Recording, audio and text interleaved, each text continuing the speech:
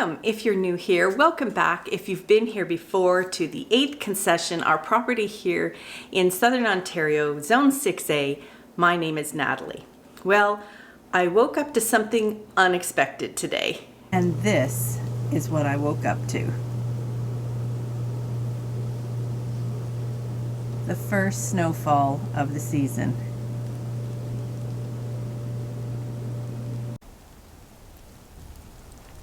You can see an inch or two on the cars. But because it's the first snowfall of the year, it's not actually staying on the roads yet or causing too many problems driving. But it is staying on the ground, at least for now.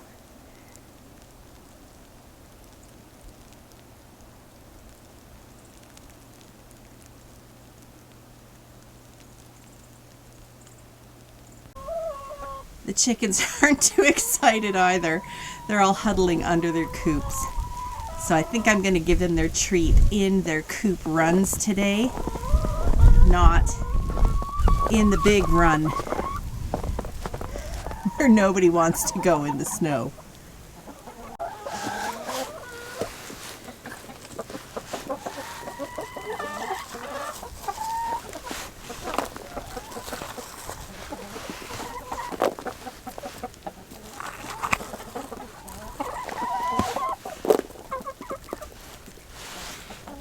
So in giving our chickens their daily treat, it occurred to me that I've been seeing a lot of things online lately about keeping chickens. Is it worth it is the question. Does it cost a lot is another question. And I see a variety of answers. A lot of them saying, oh, it costs an arm and a leg, but it's worth it to have the high quality eggs. They're a lot of fun to watch just for entertainment value. But the question is, how much does it really cost to keep chickens? And if the question is, how much is it worth financially? Well, I can answer that because today I'm going to share with you how much it actually costs us to keep chickens. And does that mean we're paying more for our eggs or less for our eggs than we would in the store? So let's get down to the numbers. First of all, those of you who've been following along know that we actually have 2 flocks of chickens here. We have an older flock that are kind of hanging out. We really didn't think they'd be hanging out this long. We kind of made a little retirement home for them, but they are just living their best life. So I do want to talk today though about our younger flock, the flock that we're keeping for egg production. Now, we got this flock in the spring. They are 12 red sex-link hens.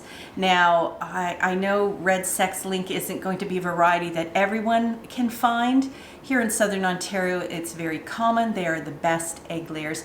I'm sure in other parts of the country, there are a similar breed.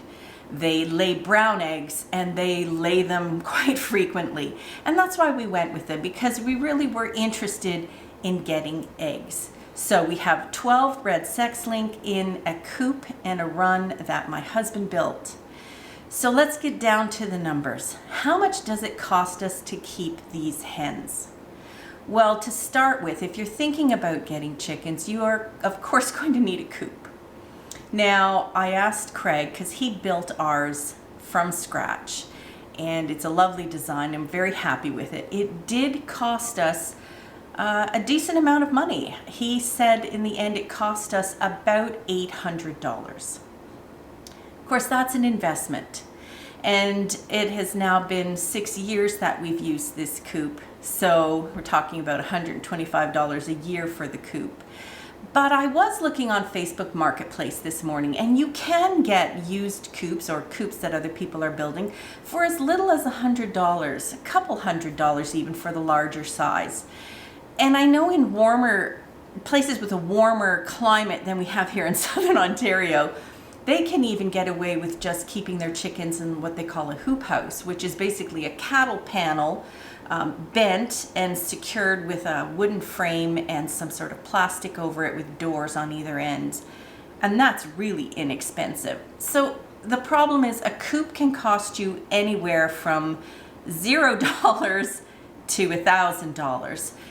But to keep it on budget, which is what we're interested in doing here on the 8th concession, You can either build your own or you can buy one secondhand. So a couple of $100 anyway for a coop, and possibly more. So that is some of the costs up front. The other costs up front is you're going to need a feeder and a waterer. And again, depending what kind you get and where you live, they can cost around $30, $35 each.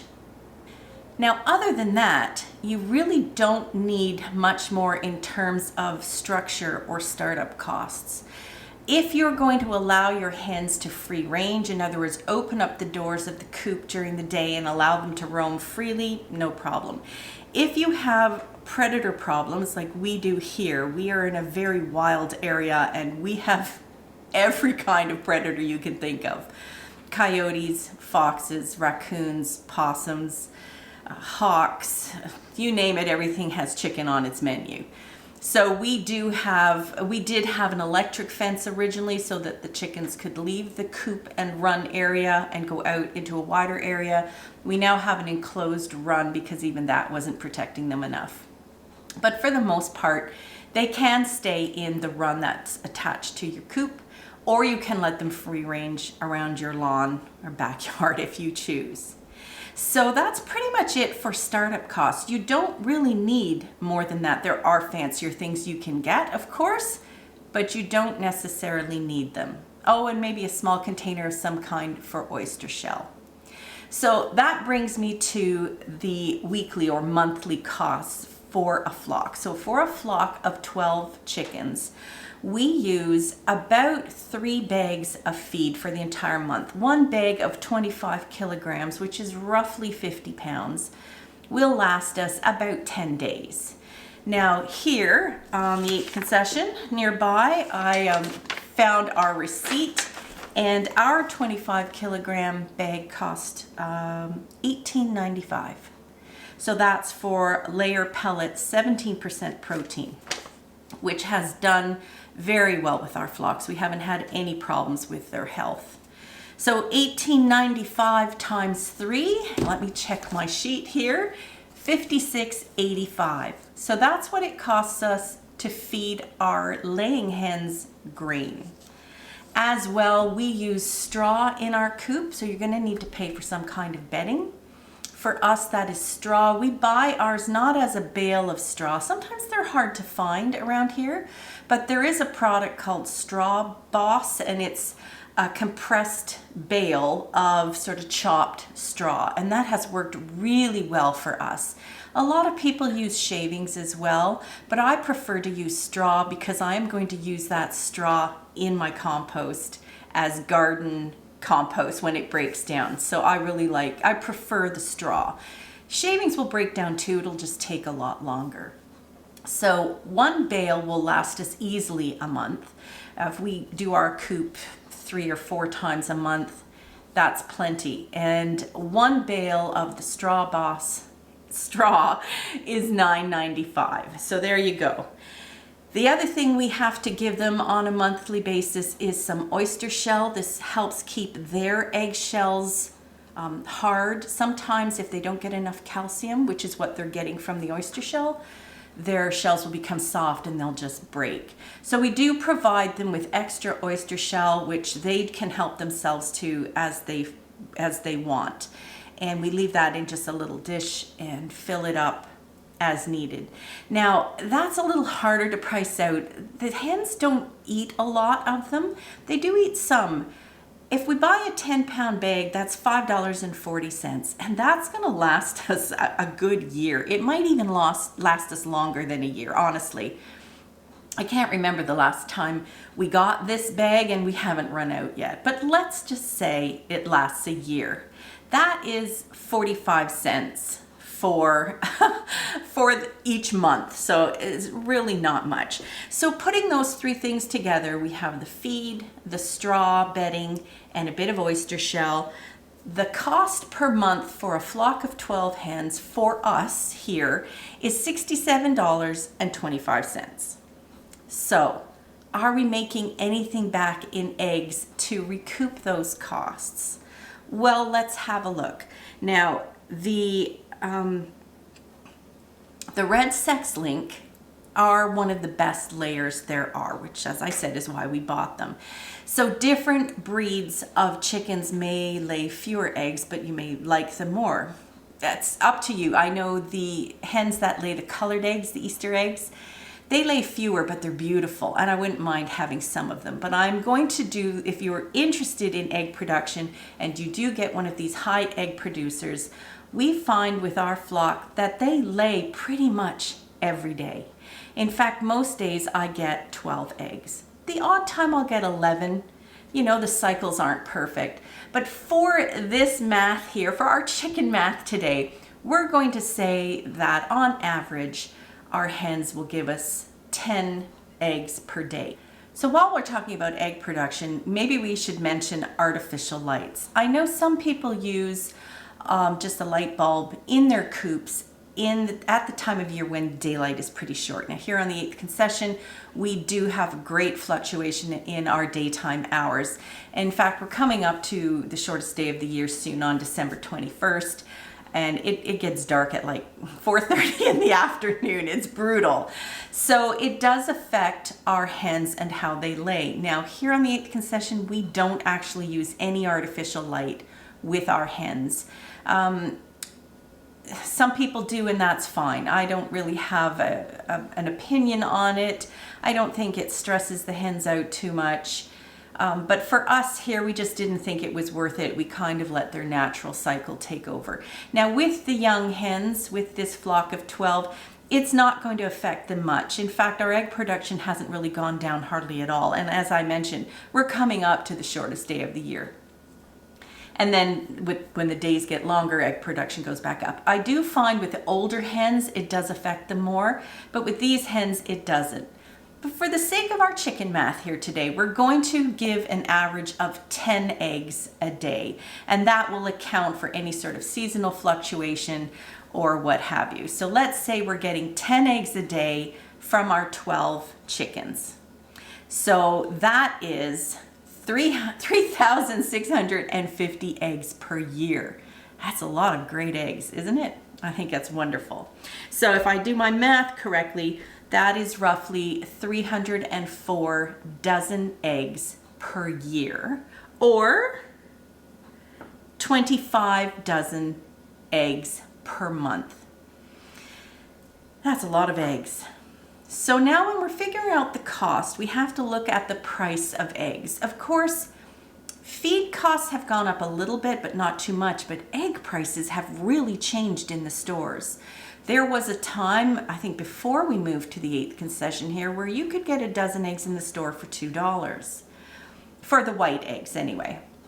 Now I was just looking online, and a dozen of the white eggs, the farm-raised chickens, is double that. It's $4 a dozen. Now, our eggs are better than that. Our eggs are free-run, happy chicken eggs. Our chickens are not in a farmed setting where they're in a cage and never see the sunlight or have their feet on the grass. So I'm happy to say that we've provided a decent life for our laying hens.